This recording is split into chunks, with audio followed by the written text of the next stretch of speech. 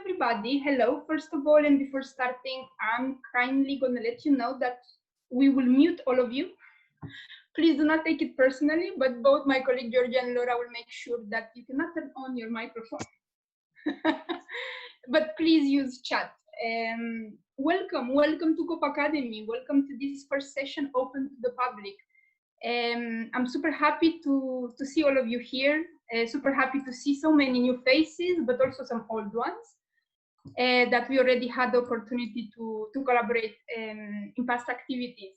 Welcome. I hope you'll enjoy as much as we enjoyed preparing this for you. But let's start a bit with the beginning. So my name is Andrea. I am one of the coordinators of COP Academy. I'm definitely not the only one. As you already know, my colleague here, Laura, and both Georgia are with me. They are also the ones organizing with me together this amazing activity and making sure that this arrives to you.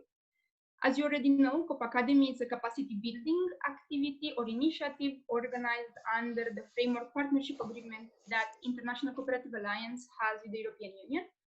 To be a bit blunt, if you are on social media, on Facebook, on Twitter, and if you see the hashtag Cooperative with the globe, well, that is us. So not because I'm part of this program or part of Cooperative, but I can tell you that it's a super cool program formed by very amazing professionals from all around the 4 regional offices of ICA. And together we are working together. Trying to reinforce cooperatives as key actors in international development. This will be a bit in a nutshell what is Cooperative and what is COP Academy. And before going a bit to the boring part, which is like the housekeeping elements of this session, I will definitely like to bring a bit to your attention one small idea that came into our head with COP Academy, which is the paid forward mechanism. I know that all of you already saw it through the different communications, probably in our websites and Twitter and Facebook. But what is paid forward mechanism? Well, it's a bit more of encouragement from our side for you to support or help in any kind of way your local co-ops, mainly taking into consideration the reality that we are facing nowadays. I know, and we all know, that help and support comes in so many different ways and shapes, and I know that some of you are already doing it, but I would like all of you to share with us and send us an email, for example, at copacademy@ica.coop, and on how are you doing it, or how are you planning to do it, and what is in your mind, what do you think is needed to be done. That will be really cool, and maybe we'll start working on some social media campaign to see how we can actually promote a bit more cooperation and see how in these crazy times that we are facing nowadays, on how we can make sure that we get a bit more involved in our local co-op movement. Okay, so then let's go a bit to the boring part, which is like the housekeeping part of this meeting. First of all, is what I already said, please keep your microphone off. To be very honest, I don't think you can turn it on because my colleagues Laura and Georgia, they're the police, so I'm sorry for you. But I think it's mainly in order to offer Sonja, our trainer, the time and the space necessary for her to deliver the training, and also to be like solidar with your other participants. Remember that this session is recorded, and we will definitely share it on our social media as well as our NICA YouTube channel. Please use the chat function. I encourage you not only to introduce yourself and express more, but if you have any kind of questions or any kind of doubts, my colleagues and myself, we are there to help you. The same while Sonja is delivering her training, please use the chat function, and my colleagues will make sure that if you have any kind of questions during the question and answer segment, we'll pass that information to her. One last element, as you already know, for the second part of this session, you will all be divided into different groups. Kindly ask all of you and encourage all of you to share with everyone your opinion, but at the same time to also give your peers the opportunity to speak. At the end of the day, the objective of COP Academy is like to share, but also to get knowledge. And with this being said, I will try not to talk more and bore you even more with my things. So maybe we just get past to the main reason why we are all here. To know more from Sonja, as you already know Sonja, she's a professor of economics and academic director of the International Center of Cooperatives Management at Saint University the St. Mary University in Canada. I hope, Sonja, I said that right. If not, please feel free to correct me. Yeah, you got there. Yes, thank Yep. you. I tried to memorize it. And she's also the chairperson for ICA Research Committee. So now, Sonja, please let us know how co-ops are contributing to the SDGs and the new economic paradigms. The whole floor is yours. Thank you so much. I just want to say that somebody I saw in the chat asking how long is the session. So maybe you can say 90 that as well. We will try our best to keep it 90 minutes. 90, but I'm talking for about 30, and then we will have your input for the rest of it. Right? Okay, yes, I see the answer is there. Excellent. Okay, so I'm not going to be paying attention to chat. It's really great to be here. Thank you so much for inviting me to do this. I see this, and especially after I've seen some of you joining, I see this really as an exchange of thoughts about cooperatives, because many people have lived in this space and have been thinking about where cooperatives fit in, where they don't fit in, how can we move the agenda forward, and how can we move the movement forward, right, in these crazy times. So what I'm going to be presenting, and I'm going to share the screen momentarily, is I'll be talking about, well, actually, sorry, let me pull up the screen so I'm not distracted. Okay, let me pull the screen up. Sorry. This is not the one. All right, I think you can see this now. Yeah, we're good? Laura, team, can you see the screen all right? Yes, perfect. Okay, thank you. All right, so yeah, so as I said, many of you are experts in this, and I'm looking forward to the breakout rooms and what you will come up with after your conversations in those rooms. But it's an exchange of thinking about the new economic paradigms and the new economy. We clearly cannot continue to sustain the old one. So I just want to share with you our thoughts within, you know, the St. Mary's community at the center, because we teach this in our courses as well. So the thinking really came from, you know, my course on globalization, where we were talking about all the crises and all the problems with the economy, and then, you know, talking about how cooperatives fit in. But really, where we need to go is what can cooperatives do to actually change the paradigms and change and contribute to changing future thinking about the economy. So I'm just getting my timer started and off we go. All right, so we seem to, well, the consensus seemed to be building that there is a need for a new dominant economic paradigm. The trickle-down economics, as this cartoon illustrates nicely, hasn't quite worked well, and it's been really the dominant way of thinking and a dominant paradigm since at least mid-20th century. So it's been dominating the economic thought and turned into policy since at least, well, most prominently Thatcher and Reagan era in very early 80s. And then with the fall of the Berlin Wall and the breakdown of socialism, it kind of took off and actually Fukuyama even claimed that that was the end of history. So after that end of history, we need a new one because clearly the system is creating a horrible crisis. So we all know that we are in the crisis of climate change, the financialization of the economy crisis, which was the 2008 financial crisis that hit us. Income inequality and poverty, this is why we have this movement around sustainable development goals. War and violence, need I say, health crisis, housing crisis, racism, exclusion, all of these things, social crises, right, are, you know, now, obviously, we live in our bubbles in this COVID pandemic crisis. So it's just one thing after another. It's kind of a perfect storm of crises, but it's no surprise really when you think how the economy has been structured over so many decades and how austerity mindsets and austerity budgets and the supply side economics has been dominating the spaces, right? The rapid pace of change in technology, of course, is speeding up the process, and we are seeing really the haves and have-nots quite clearly, especially in the last couple of decades. So some new directions is what I want us to talk about today. So what are those new directions? Where are we going? Where can we be going? And what works well with cooperatives?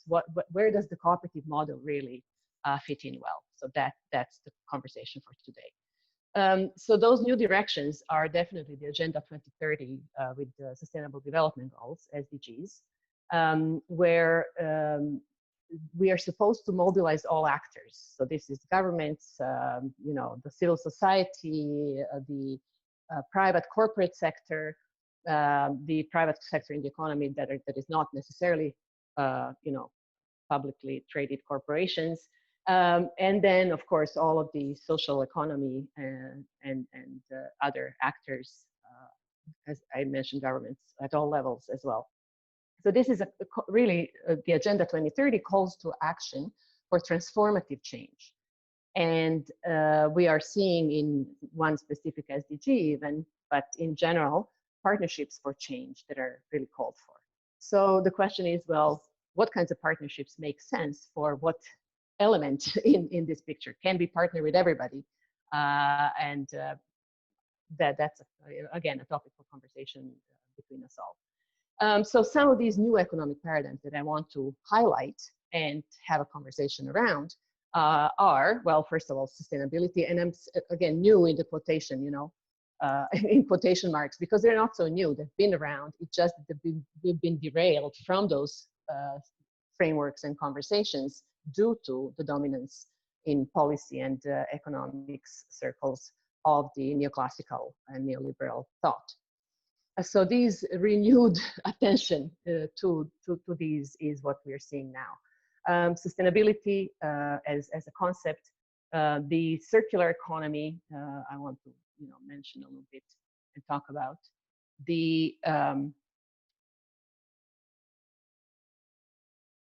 social and solidarity economy and the economy for the common good. So those are the ones that I'll be mentioning. And as I said, the question, where do co-ops fit in? And can they serve as agents of socioeconomic transformation?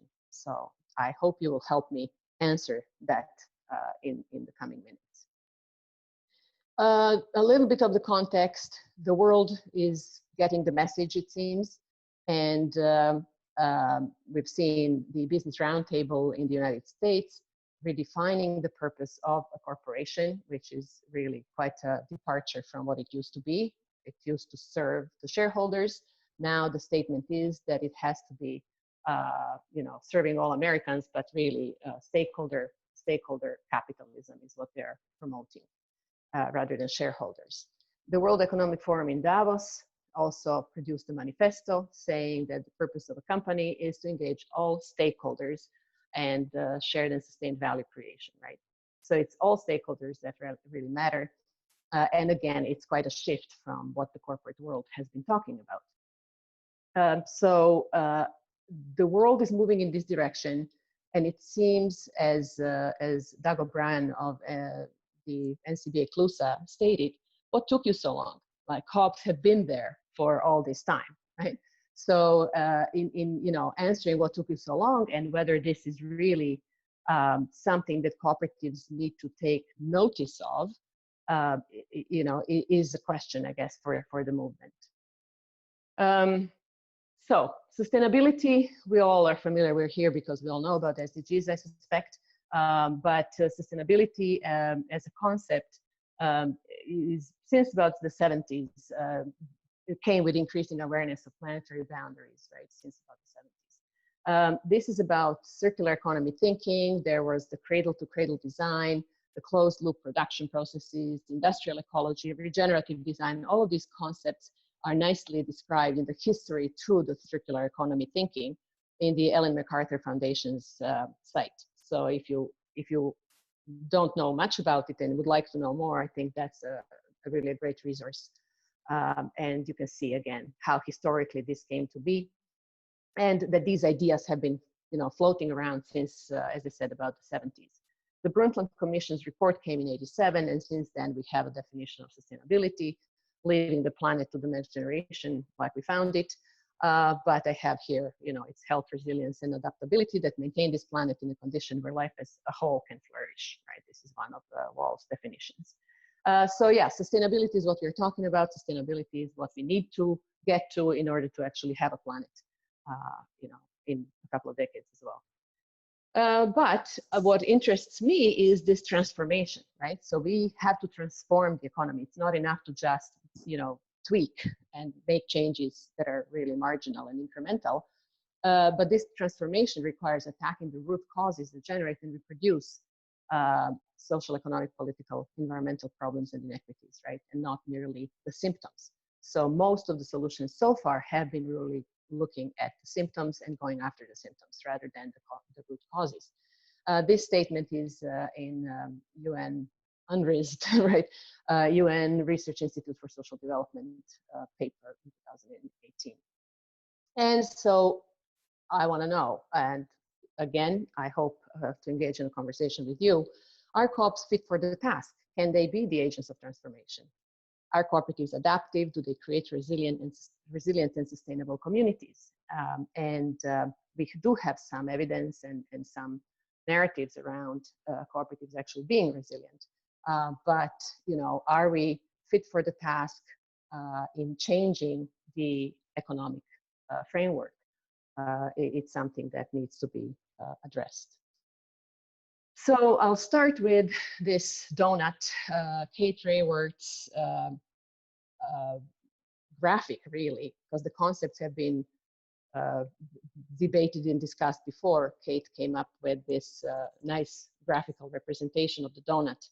So this is known as the donut economics. It's really just framing the social foundations and ecological ceiling of this safe space and just space for humanity to exist and flourish, right? So the economic, what this donut economics of Kate Rayworth's, as I said, graphics represents is really a nice depiction of a nice graphical representation of where we need to operate. But she doesn't prescribe how we need to do that, right? So it's where does the economy have to happen, economic activity and social activity. All right, so I want to kind of break it down a little bit for those of you who are not familiar with the donut economics, because it really conceptualizes encompasses a few conceptual frameworks.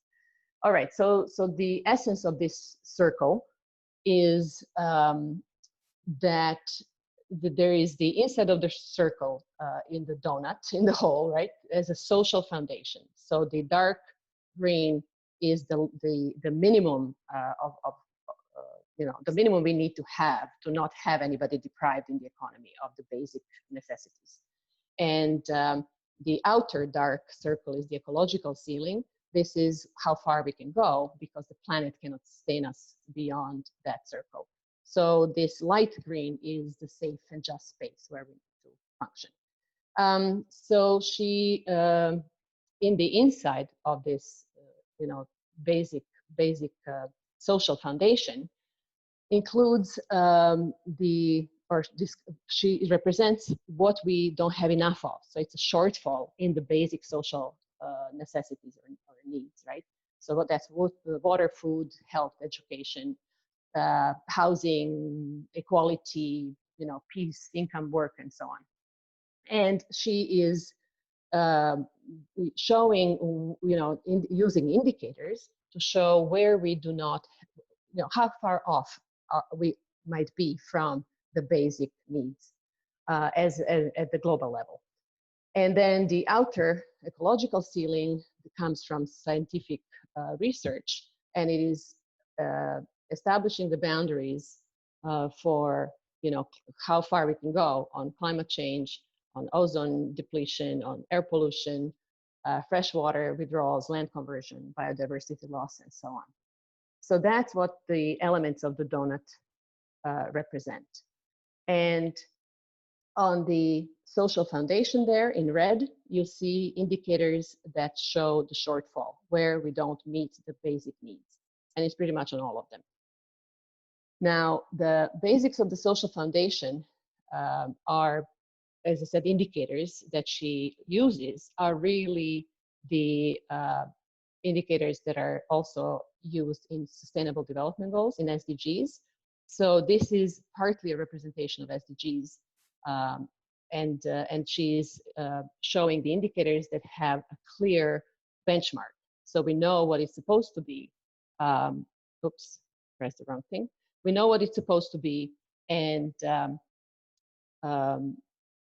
that's what enters into the indicator space. So for food, it's population that's undernourished. For health, it's using mortality rate under 5, and the expectancy, birth expectancy less than 70 years. For education, it's illiteracy and children out of school and so on.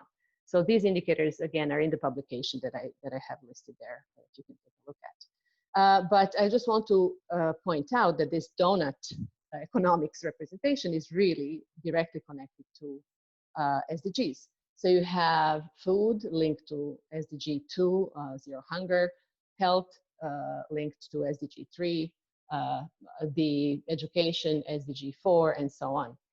So income and work to no poverty, water sanitation, the energy, right, affordable energy to all, networks, number 9, and so on, housing, and you get the idea, right, gender equality, and down to 16 on peace and justice. So that's what is inside the donut. The outside of the donut is the science, as I said, hard scientific boundaries, but there are the gray areas on air pollution and chemical pollution. We do not have set bounds, so that's why they're in gray. The red is what we have overshot already. So this is, we know the benchmarks, we know where it's supposed to be, and we have overshot those bounds. I'm sorry. Okay. Right, so where we have overshot is on climate change, on loss of biodiversity, on land conversions, and the nitrogen loading. The green inside is where we are not, they'll be safe, right? But it's not in overshot. So ozone layer depletion is not in red yet. All right, and this is then the donut that we all have seen. I'm sure those of you who are familiar with the concept have seen this one. That's putting it all together and giving this donut economics. So we need to be in the green area. We need to be in the green zone. Now, as I said, Kate Rayward doesn't tell us how to be there. So there are other concepts and frameworks and paradigms that actually suggest what the economy needs to look like. What she does say is that the economy must be regenerative and distributive by design. It has to be distributive so that social foundations would be shared by all, and it has to be regenerative. It's not enough to just be sustainable, right, to sustain the status quo, but we actually need to pull back those red zones, not only not allow that we get into the red and overshoot the planetary bounds, but also regenerate and make sure that we actually sustain a planet and enlarge or the capacity or renew the capacity of the planetary bounds. So it has to be regenerative and distributive by design. That's what she does talk about. And here is what she states for this design of the economy. Distributive, to pre-distribute the sources of wealth creation, right? That's health, education, land and housing, so basic needs. Energy, ideas, knowledge, right? And enterprise ownership. And this, not surprisingly, is something that we know a lot about, right? So the enterprise ownership being widely, well, democratized really, is what she's also seeing as the future paradigm. And then regenerative by design, to work with the cycles of the living world, running on sunlight, waste becomes food, so these are natural cycles. Modular by design, so that it's resilient and adaptive, and open source, so accessible.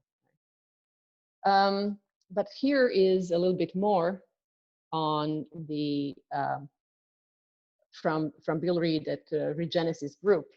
on sustainability. I just wanted to bring up that slide as well so that you can see that there is a lot more to this than I will cover or that I know. But basically, they're making a case in the Genesis group that sustainable is not enough. It's not good enough. That we are now in the degenerating mode of the and technical system design. That green is moving us towards sustainability, but it's not sustainable either. Sustainable is zero, net zero, so neutral. But we need to get into the restorative and regenerative living system design in order, as I said, to actually pull it back in that donut presentation that you've seen.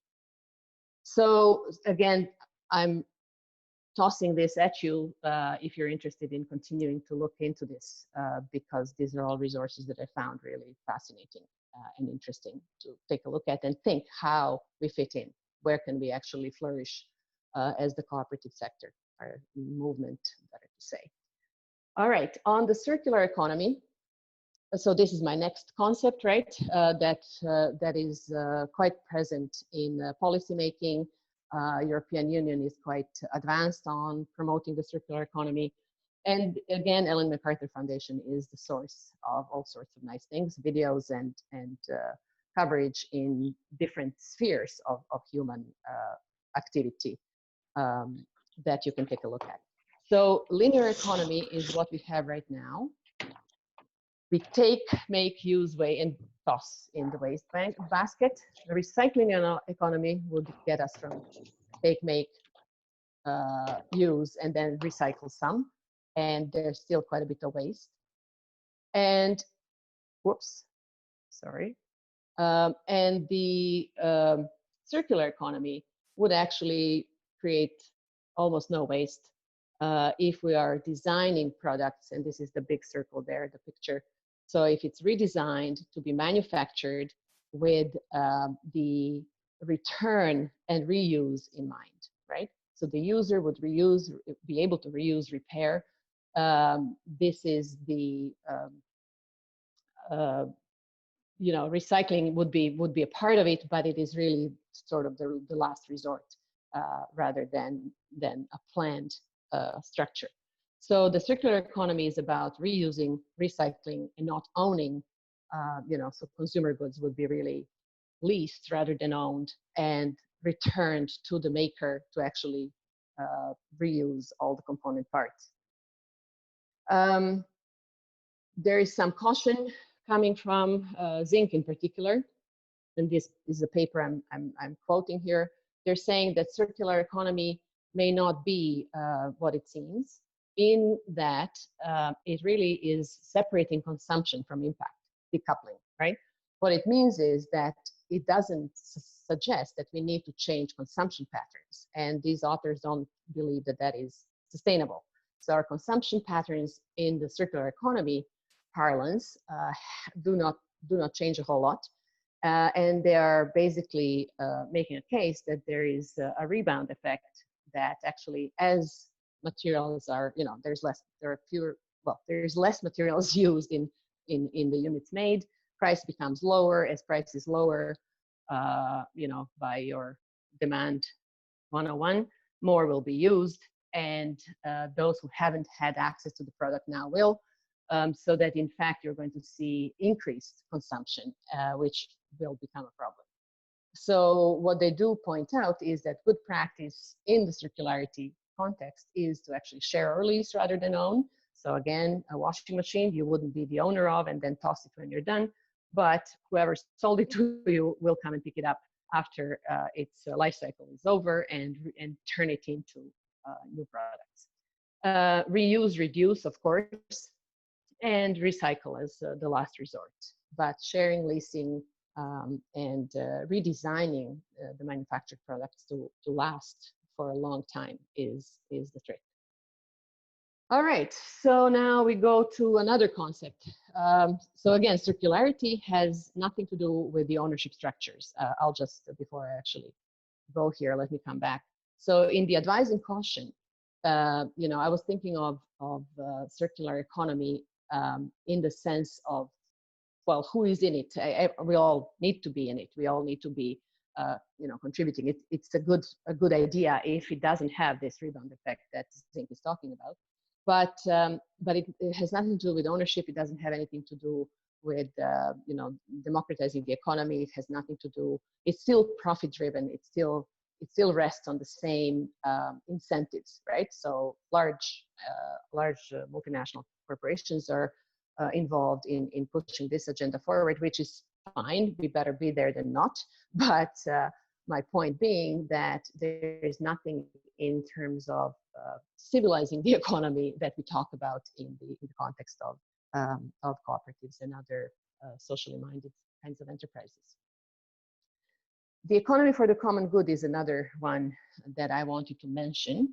And it is because this is the concept that's coming with the changing incentives. And it's the only one I've seen that is actually incentivizing a different thing. So it's Christian Felber. He is an Austrian researcher in Vienna. And he pulled together a great team who came up with all sorts of indicators and measures, but also the concept and now practice. I don't know how many, I think it's in the thousands now of companies who are actually using his framework and indicators to measure their progress. The economy for the common good is about changing the reason why we engage in economic activities, right? So the primary goal and purpose of economic activity, Felber claims, ought to be good life for everyone on a healthy planet, right? So it's really well-being for all rather than wealth creation for, turns out, a few, of course. But, it's not about wealth creation, it's not about becoming richer, it's about actually allowing us to live healthy lives. So the values-driven businesses that Felber is speaking to, right, actually are committed to human dignity, so people-centered. They're about solidarity and social justice, about environmental sustainability, and transparency and co-determination. Co-determination is the worker participation in governance, right? So co-determination is, for those of you not familiar with it, the term that's been used to describe German system of workers actually participating in governance on the boards of directors for companies larger than, I believe, 500 employees. So co-determination is worker voice. The policy incentives. So what Felber talks about is not only that these values are what should be penetrating the economic life, but the economic activity has a different purpose. And it's, as I said, not about wealth building. And it is also linked to policy making. So he's proposing that these values-driven businesses be given incentives, right? So that you have a tax break if you actually can prove that you are adhering to these values. And so the tax incentives and other fiscal and incentives would be accompanying the change in behavior of enterprises. So this is de-incentivizing profit seeking. So profitability is not going to be your mark of success, but your adherence to values would be. And I thought I should put this up as well, although it may seem a little bit detailed, just to show you what this economy for the common good rests on and what it produced. For those of you looking for indicators to show your activities or to measure your performance and activities, this may be a good resource. It's online, it's free, and there is a whole guidebook with a bunch of indicators that can tell you how to progress on these goals. And many of these goals actually, I find, fit nicely with cooperatives. So they're talking about stakeholders. These are, who is being impacted by economic activity, and those are the suppliers, owners, which is, financial service providers as well, employees, including co-working employers, customers and other companies, and social and environment, right? Society and environment. And then the values that they propose are human dignity, solidarity and social justice, environmental sustainability, and this transparency and co-determination. And then you have a matrix of indicators. As I said, the guides exist that you can take a look at. Some of these really apply, I believe, to any values-based business, including cooperatives. I'll just look at human dignity, right? Human dignity in the supply chain, ethical position in relation to financial resources, human dignity in the workplace and working environment, ethical consumer relations, and the purpose of the product that has to be ethical and sustainable. So, and then, as I said, you can go down the list. These seem quite relevant. So that's another paradigm shift. And as I said, to me, the most important reason that we should take a look at this framework is that it's changing the incentives. It's moving from profit and financial success. I'll also just point out that these indicators, for example, have been used by cooperatives for ethical finance. And they use the point system because each of these indicators actually is assigned certain points, positive for positive impact and negative for negative impact. And they have been used by cooperatives for ethical finance in order to assess whether a project should be financed from the values perspective. So they assess it, give it points, and then propose to cooperative members to actually join in financing projects that actually have a sufficient number of points on the common good matrix. So it's really a useful tool, as I said, and I've seen it used this way as well. All right, another conceptualization of the economy that I suspect many of you are familiar with is the solidarity economy, social and solidarity economy nowadays. So while the social economy was used in the 70s and 80s as to cover, so social economy was including cooperatives, mutuals, and associations. That has been more and more merging with the solidarity economy, whose participants have really been about transformation and changing the system. So the social solidarity economy is about transformation. It pays attention to who owns and controls the enterprises and the purpose of the enterprise. That is clearly not about profit seeking, right?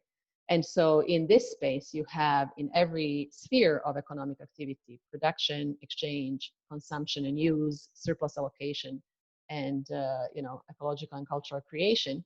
In those spaces, you have different types of entities in the social and solidarity economy that are like-minded and collaborative, or like-minded, I should say. I don't know how collaborative they are. They are in some cases, they're not in others, but definitely like-minded in these spaces of economic activity.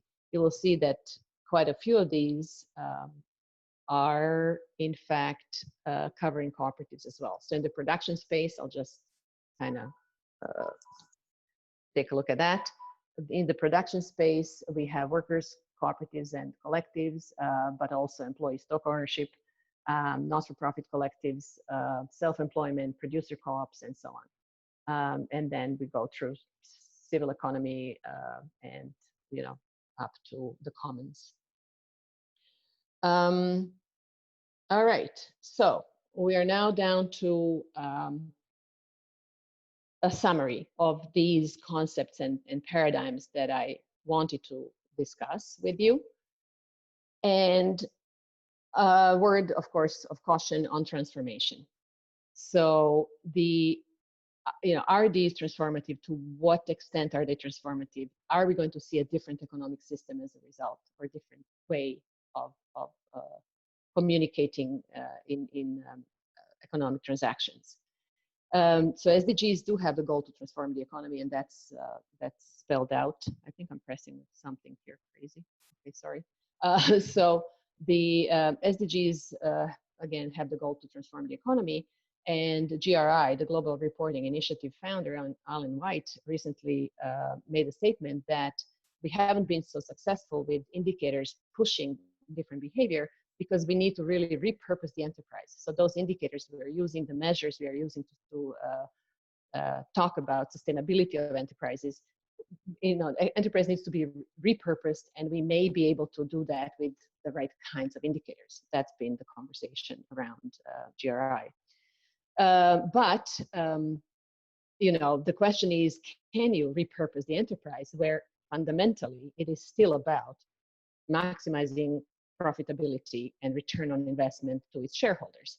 The very recent book I would strongly recommend, a follow-up on The Corporation, is The New Corporation, that talks about this new trend post Davos and stakeholder capitalism. The ways corporations have changed, he says, though real and significant, are not fundamental. So while they might care about social and environmental values, they care only to the point such caring might cut into profits. Then they stop caring. So it turns out that this social mindfulness and the environmental-minded enterprises, in fact, they're seeing cost cuts as a result. So it is profitable to go green. And there's nothing wrong with that. But just saying that, I think I agree with Joel Bacon in this statement, that fundamentally, if you're after profits, you have to balance how progressive you might be on social and environmental agenda. And so the question for us here is, what is the cooperative fundamental purpose? If cooperative fundamental purpose is not profit maximization, which we all, I'm sure, agree it's not, well, what is it then? And I summarize it in mitigating social and economic injustice by means of collective action, right?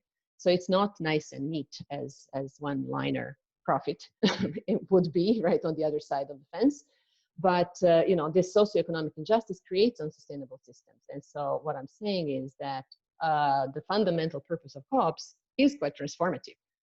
Do all co-ops adhere to their nature and identity and the statement of cooperative identity? Well, we all know they don't. So this, I think, is the work for us. That, again, my opinion. SDGs are offering incremental changes. Some of them are better than others. If you look at indicators, so SDGs, I absolutely like personally and agree with, and I have no issue with the 17 SDGs. But when you look at indicators within each of them, there are some issues. And some of those indicators support status quo. One on growth and GDP measure, for example, is an obvious problem. And so on. So there, there's a lot of work to do on SDGs if you get into the indicators area. But as a concept, as shall we contribute to reducing poverty? Absolutely. I mean, there's nothing to argue with. So I just want to point out to you that there is a project by UNRISD, the UN Research Institute for Social Development, that's working on transformative sustainability indicators from social solidarity economy perspective. So SSE, including cooperatives, is informing how to go about those indicators. And although there are some restrictions there too, here is what I'm thinking the cooperative difference ought to be, right? That since co-ops are mitigating social and economic injustice by means of collective action, they internalize the externalities. So what's external to profit maximizer is the cause of cooperative existence in many cases. And addressing structural issues. Cooperatives address unequal income distribution. They don't create it. They address the dominant role of capital, because capital is just a tool to reach a different goal with cooperatives. They address global production, consumption, and services with being very localized and networked. They address long supply chains by actually going quite short, especially if they adhere to Principle 6 on co-ops. And they address commodification of necessities. So cooperatives decommodify land, labor, and money, right? So commodification of land and work is what worker cooperatives and agricultural cooperatives or land trusts or housing cooperatives are doing, decommodifying those, removing them from market forces to actually protect the members. And so I'm saying that sustainability from the cooperative perspective has to be about the distribution of power and income, the subordinate role for capital, about the competitive pressure, the yardstick role. So in markets where you have a single buyer, let's say, cooperatives enter to actually mitigate that economic injustice. About promoting human dignity that's impacting workers, consumers, producers, and community. About, as I said already, decommodifying the necessities. A cooperative, I have enterprise in my decommodification list, for example, right? Cooperative enterprises, I haven't seen one that was put together or that members came to create in order to become rich. It's usually to keep it as a going concern to meet whatever need they have. Longevity, serve future generations. Again, enterprise is not a commodity and not exposed to market speculations. And growth by networks, spawning spin-offs and growing membership rather than necessarily, capitalizing. However, again, of course, word of caution, not all co-ops do all of these things. All right, so we're down to the end of my chat here. I think I'm good on the time. And I want to bring up these questions for you. All right, so let me read the questions and then I'll ask our moderators to chime in. So I want to know, so you are going to be divided into smaller groups for discussion. So what resonates with you among all of these frameworks and conceptualizations of the economy? What resonates? Is your co-op proactive or is it reactive to this change in economic paradigms? Is your co-op adding to the problem or is it adding to the solutions? Does it contribute to system change and in what ways? And if you're not in a cooperative but in the movement, do co-ops in general do these things or don't they? Is what you could possibly engage in a conversation about. On the other side of my discussion list here, so one is whatever I mentioned here or other frameworks that you want to highlight. Is your co-op contributing to system change? How is it doing? And so on. On the other side of the question list is on indicators. If that's what your interest would be, what should co-ops measure and report and why? And does your co-op or do co-ops in general measure and report the right things? So if we need to use measures and indicators that will show that cooperatives in fact contribute to a regenerative or at least sustainable economy, what should we report on? You may be inspired by the list I had up there, or you may think of your own stuff. I'll be very, very keen to see what you all have to add to this. Thank you. Thank you so much, Sonja. Then I will kindly inform all the participants that we are starting the group. Please take into consideration that in the group there is not such a thing as a facilitator. All of we are in a democracy, we are a cooperative, one voice, one vote. So please feel free to start talking. And you will see timing there after 30 minutes. The group or the activity will be finished, and then we come back to all of you to exchange with Sonja and to let us know what are your conclusions. Good luck, and I hope you have amazing conversations. And hello everyone, welcome back. I saw that some of you just didn't want to leave the groups, which makes me really happy, and I hope Sonja as well, because that means that you had super interesting conversations. Now, unfortunately, as you already know, we are quite a lot, so we cannot, it will be amazing if we'd all be able to exchange verbally, but that will not be possible. So I'm kindly asking all of you to use the chat function. Right there in the chat, any kind of questions or any kind of conclusions that your group reached to, or any kind of solutions or any kind of inspiring ideas. Try, if it's possible, to make it in a tweet kind of thing, like 140 characters. The team here, Georgia and Laura, they are working hard to try their best to synthesize everything and pass it to Sonja. And then Sonja, for sure, she will try her best to answer all your questions. So yes, please use the chat function. We have another 25 minutes, maybe a bit less, for questions and answers.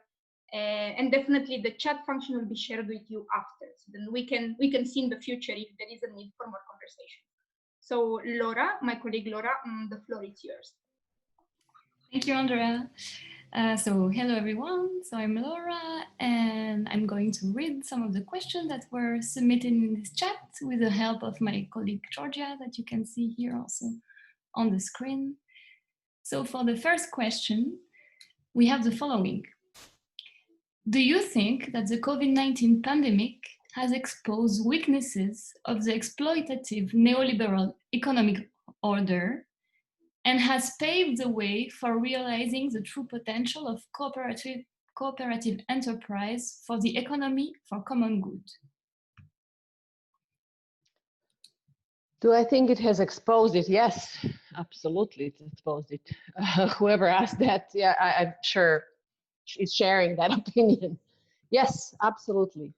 I think this is, you know, I haven't given it enough thought, I guess. Yes, absolutely, it's giving us all in the social solidarity economy some space to react and respond and do things. And co-ops are already doing a lot in the healthcare sector, right? But I'm thinking that without really the public policy and without the government involvement, there isn't a whole lot cooperatives on their own could do, right? So in not contributing to the problems, in being, you know, responsive and resilient, you know, these are the spaces where economy for the common good kind of, you know, matrix and behavior can be structured in general. So, you know, how you do what you do is something that without the pandemic has to change. But with the pandemic, I'm just thinking how cooperatives adjusted to this now. For example, we hear that cooperative members volunteered for curbside deliveries, you know, of consumer food cooperatives, for example. So everybody was hit. Everybody, and I'm sure co-ops also have lost, you know, have closed down. Some have. We've seen retail co-op, well, I'm in Canada, so that the biggest news item here is that our largest consumer cooperative actually is being sold to investors from the United States. You know, so the co-op sector has been hit because what can you do with the pandemic? But how you adjust, how you come back from it, I think will be different, and it is definitely going to be something that we are going to be exploring, examining, and learning from. So yes, I think we've seen the exposure of long neglect of the public spaces, or you know, the common spaces like healthcare, like education, and so on. We're still seeing it because kids are now in school with classrooms of 40 students. There's no capacity to actually have smaller classes, which is what public health officials are telling us, you know, that you have to have kids in school if they're back, spaced out, distancing, all that stuff, right? So we're seeing crises, I mean, in the healthcare, in the education, and so on.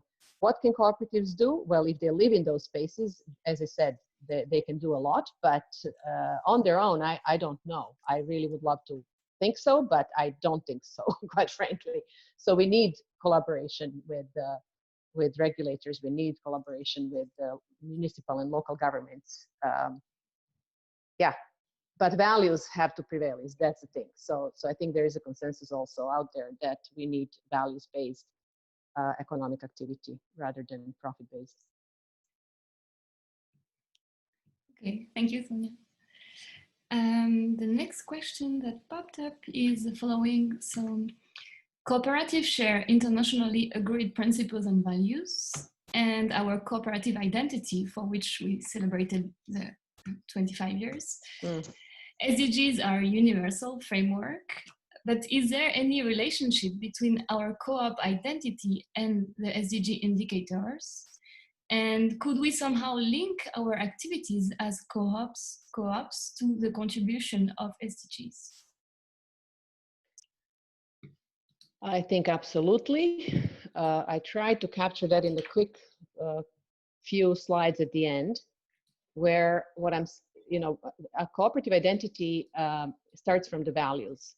The 7 principles don't cover enough, I would argue. Mondragon's 10 principles cover a little bit more, and especially in the social transformation arena. So still, I mean, you know, so it's starting from the values, cooperative values. And because of the cooperative values, as I said, the fundamental purpose of cooperative is totally different from the mainstream, purpose of economic activity. So yes, there is a direct link between those values and solidarity-based economy and values-based economy, and what SDGs are trying to accomplish. But this is what I hope you talked about in your groups. Is your cooperative actually able to, or is it willing to, or is is the governance of your co-op taking you to a space where in fact you are paying attention to the global picture and beyond your members? So are you looking at stakeholders and not just your members in actually delivering whatever your cooperative is doing? So to me, yes, absolutely, direct connection between the two. Can you map it one-on-one? I don't think so, because again, we know the conversation about the Principle 7, where we really need to be clear on sustainability and the environment and so on, and the attempt to actually add a principle to specify that we need to care about the environment. So all these things, I think, are indicative of cooperative contribution to SDGs. To me, going back to values, is the self-help component is key, right? So it's really about enabling people on the ground who are being hit by different things to help themselves get out of their predicament. And that, to me, is one of the key aspects of cooperative model that we are not talking about enough. I don't know if I answered the question, but yeah, it's something that I hope we will be debating and discussing at the Congress at the end of 21, right? That's exactly the conversation we need to have. That's true. Okay, super. Next question, which is not really a question, but it's more two challenges and one proposal by one group. So the challenges are the lack of know-how on how to incorporate SDGs by cooperatives. And also another challenge, the different types of cooperatives that create a challenge related to that. And so there is a proposal from this group. It's to examine how the co-op principles relate to each specific SDGs, since the cooperative principles are closer to the heart of the cooperative enterprise. Yes, and there is work that's being done, it's ongoing on this. One group I'm very close to is CIARC, a Center of Excellence in Accounting and Reporting here at my university, our sister center. They're working on exactly that, mapping SDGs and the principles. So there's work done on that. There's also the ICA publication on sustainability that came out after the blueprint, right? And there you have that, maybe not direct mapping, but definitely a link to, if you're adhering to the principles and values, then you are also contributing to sustainability. But I believe there is also work done on mapping principles and SDGs in other countries. So, I know of work in Chile. I've heard through CIARC, through Center of Excellence in Accounting, about the work that's done in Chile. So I'm sure there are others, and we maybe just need a platform to share those efforts, right? But yeah, the work is ongoing on that. But as I said, I think looking at these new economic paradigms and looking on to where the economy needs to go, that it may not be enough to just adhere to the 7 principles. I don't know that we are covering everything that needs to be covered. You can adhere to the principles and still stay in a linear economy, I'm thinking. I'd like to hear other opinions, but this is it. Can you be in the linear economy and recycle and behave, be a good citizen and all that stuff, and not really think that, my God, that the economy should look differently. So let me try and change what it looks like and what, how the whole thing flows. So this is where I think we need to go. And we can go there because of those values, because of, as I said, I mean, cooperatives are addressing fundamentally the social injustices and environmental injustices may be a part of that if your members are mindful of it. Thank you, Sonja. So we'll try to answer some more questions. I can see a lot of questions in the chat. Thank you everybody for contributing and sharing your thoughts. So the next one is, so indicators and measurement of social impact are prevalent within the question that we received. Which metrics fit us better? Is there any framework that can be used to measure and compare the cooperative to corporate business models' contribution to the SDGs? Again, if you look at the company level, so I would strongly recommend that you look at UNRISD, the UN Research Institute for Social Development, and their attempts to do some of that. And we can provide you links to it. So what can we measure to show that we contribute to SDGs? I think if cooperatives measure what their purpose is, what they're set out to do, that we will hit all the SDGs. That's, I think, what I'm saying. And this is what actually was the conclusion of that publication of the ICA on sustainability as well, right? So if you are, if you're adhering to the statement of the cooperative identity, you are going to be adhering to the SDGs. I don't see how you wouldn't. You need to be mindful of the things that your cooperative is maybe not doing because of the lack of awareness or lack of knowledge or whatever, right? So there has to be a deliberate attempt to actually not harm the environment, but to actually help it, right? And so again, the frameworks in the one I mentioned, the Economy for the Common Good, offers some indicators. The UNRISD work offers some indicators. But I like one, I'll just give you one that I keep repeating because it's one of my favorite indicators ever, from the Global Alliance for Banking on Values. So for the financial sector, for example, right? And some of the credit unions belong to the Global Alliance for Banking on Values. Some, they're not all in the Global Alliance, they're not all cooperatives. So there are non-cooperative banks as well. And what they measure is how much of their financial revenue, how much of their revenue comes from financing the real economy. And the real economy is not financial economy. So not investing, even if it's ethical, shares of ethical companies, that doesn't count as the real economy. So when you measure how much, ethical banks work in the real economy and finance the real economy, they are at 80% or close to it, and whereas comparative, mainstream banks are actually 40% or under. So there's a huge difference in actually contributing to your local economy and local development. That is, if you are a values-driven entity. So these are the kinds of indicators that I think can show the difference, where you can measure it in, comparatively between different types of ownership or membership in our case, different types of enterprises. And that to me has value, to show what is our fundamental purpose, which is not money. Thank you, Sonja. So we have another question which is very linked to this answer.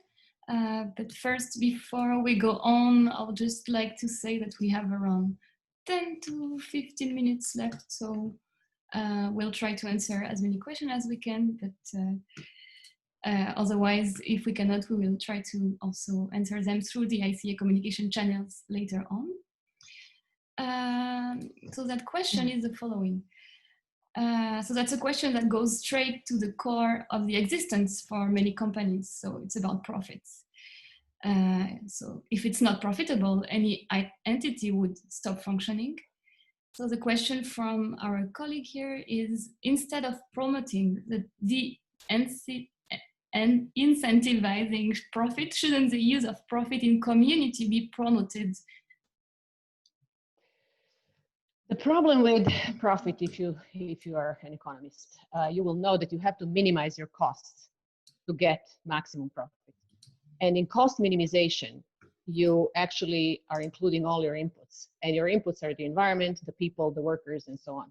So it's always going to be in your interest to pay your labor force the least possible to get the most profit possible. So having the ex post, like this is what philanthropists are doing, this is what the corporate sector is doing.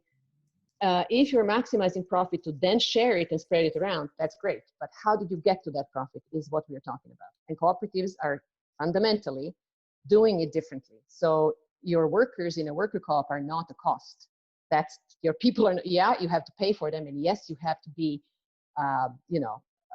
well, profitable. You have to have, be a viable enterprise. Absolutely. You cannot forget the money because that's why you're in business.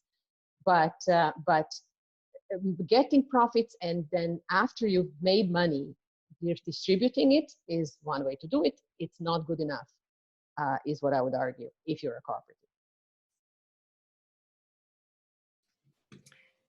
Okay, thank you, Sonja, for this answer. So in case some people need to leave this meeting, you can do so. We will keep ongoing with a few questions as much as we can. One more question popping up. So the challenges that we experience show the way to transform cooperativism. But is there a political dimension to that, and how can it be addressed?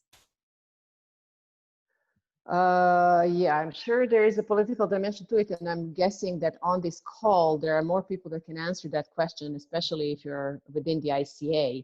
I'm not an expert on the political dimension. I'm sure, well, there is. I mean, if you look at the country level, of course, there is a political dimension. There has to be a will. There has to be an understanding, but it's really about the paradigm change, the mindset change, and our, if you're a promoter of the cooperative model and the cooperative economy, it's our communication of why cooperatives differ and how they need to be treated differently. And I'll come back to our example of Mountain Equipment Co-op that's now being, the process is just now going on. So I don't know where we land. It's in the courts and members are up in arms about saving their cooperative, right? The law doesn't allow it. If you're protecting the enterprise from the bankruptcy law, members are not, they were not a part of decision making. So that is absolutely political policy, so we need to change the laws. We need to allow co-ops to actually function the way they're supposed to and not be, flattened by the talk of equaling the, leveling the playing field and whatever. So yes, there is absolutely politics, there's diversity, cooperatives are diverse. Again, this crowd of the link to the ICA regions will know very well that cooperatives are even understood differently in different parts of the world. So yeah, I think it's a very complex issue. But I'm speaking just from the enterprise perspective and leadership in your enterprises. So your members and your governing bodies and so on in the co-op itself need to really open up to figuring out what does tomorrow look like and who do we collaborate with, where do we find spaces that are sharing values, and you'll find them among all kinds of enterprises, including family businesses, right? So where do we go, what do we do, who do we collaborate with to actually build a different kind of economy? But unless we know what that different kind of economy may look like, we're not going to know where to go. And often we go to investors for help rather than other like-minded entities. Thank you. So here, I think we're going to go with the last two questions, which are popping up. So next one for you, Sonja. The transformative economy is the future where we can lead. But how do we deal with this in cooperation with others? What is the role of partnerships? Yeah, this is it. I mean, partnerships, first of all, cooperatives are not doing enough on Principle 6, on partnering with other co-ops, cooperating with other co-ops. So just there, if you look at your supply chain, if you look at what you do as a cooperative, are you actually looking for co-ops to partner with in everything you do? So where's your supply coming from? Who's selling you stuff? Why are you not looking for a co-op to do that? Or are you? So that's the first, of course, level of partnerships. And then you go up, broader into social solidarity economy. To me, is a clear fit. And then again, broaden it up. So somebody in Scotland was saying they cooperate with cooperatives, Principle 6, and they collaborate with others. And if you can push behavior on others. So if you can, you know, demand that your supply chain be ethical, this, that, or the other, then that's great. If you don't have that power, well, then scale up, network with co-ops, and then go after actually changing the system you can change. So there are other like-minded enterprises, and again, there are plenty of them. Some social enterprises, not all, but some are absolutely a great fit. Depends on the region, depends on the definition, all that stuff. But you need to be aware and mindful and know that many are out there who actually share the will to go there, and they may have a different structure. But I would absolutely collaborate with those who actually are truly seeing, in the conversation, seeing where you're coming from.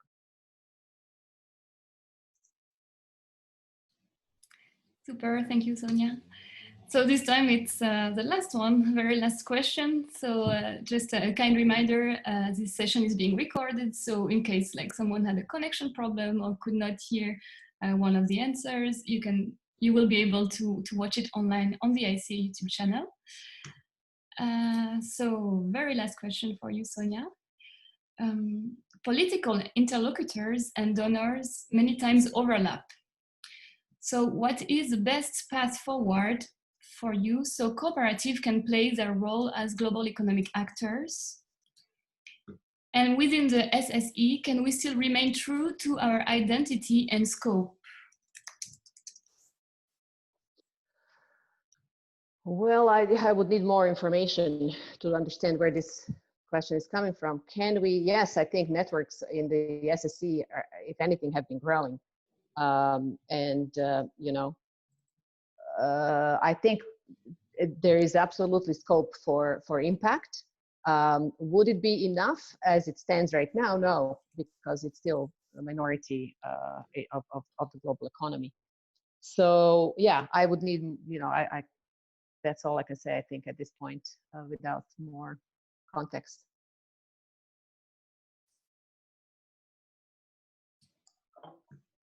Okay, then I think pretty much this is all. I'm really sorry, you know, that we are already 10 minutes late, and I know, and I'm seeing the chat, and I know that my colleague Laura has tons of questions already written down, also with Georgia. Thank you so much, Sonja. Thank you to everyone. What we can do, definitely, I can share the chat with all the participants next week, and also with Sonja. So then if Sonja sees something interesting, or you see some, or some of you see something interesting, please do not hesitate to write me back. We can see if this is a super interesting topic. Maybe we can create something, maybe another session only with Q&As with Sonja, or maybe a Facebook group. We don't know. Yeah, but I wanted to say that if anybody wants to reach out to me, especially if you have good examples that we can showcase as cases, how to do this, please reach out and let me know. And we are all connected in the research world and education world, so that we can actually showcase those examples. So please reach out, let me know, and we'll talk about you. Super, Sonja. Then if you agree, maybe next week when we will send the recap to all the participants, I can also put them your email address. Yes, there. I put it in the chat as well, but absolutely, yeah. Perfect. Then I want to thank everyone for participating, and definitely for the 81 participants that they stayed the 15 minutes longer. Thank you so much. Thank you all. And definitely thank you, Sonja. They're all eyes on you for delivering such an amazing session, in my opinion. And thank you so much for accepting our invitation. Thank you. It's been a pleasure.